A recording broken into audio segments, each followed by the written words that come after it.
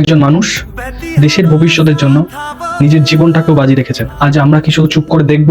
আমি কথা বলছি সোনাম ওয়াংচুকজিকে নিয়ে, যিনি একদাই একজন টিচার, একজন সায়েন্টিস্ট, একজন ইনোভেটর। ভাবুন তো, একজন মানুষ তার নিজের জীবনে হাজার হাজার জিনিস উদ্ভাবন করেছেন দেশের জন্য, হাজার হাজার ছাত্রকে স্বপ্ন দেখতে শিখিয়েছেন।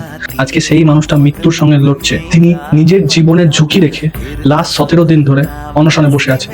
কিন্তু কেন? কারণ তার বিশ্বাস ভারতবর্ষের প্রত্যেকটা ছাত্র ন্যায় বিচার পাওয়ার অধিকার রাখে। সোনাম ওয়াংচুকজির কিসের দরকার?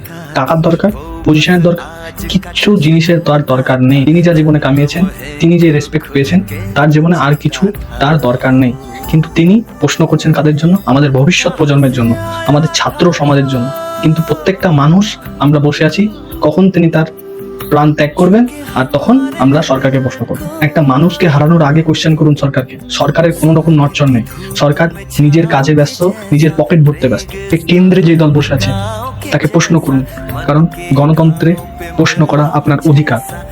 আর একজন সচেতন নাগরিক হিসাবে আপনার একটা দায়িত্ব সরকারকে প্রশ্ন করা। একটা মানুষ 17 দিন ধরে অনশনে বসে আছে, কিন্তু আমাদের মার্সিলেস ক্রুয়েল গভর্নমেন্ট কোনো রকম তার পক্ষ থেকে কোনো রেসপন্স নেই। তাই আমাদের জনগণ, আমাদের শিক্ষিত সমাজ, আমাদের ছাত্র সমাজ আজকে আওয়াজ তুলুন।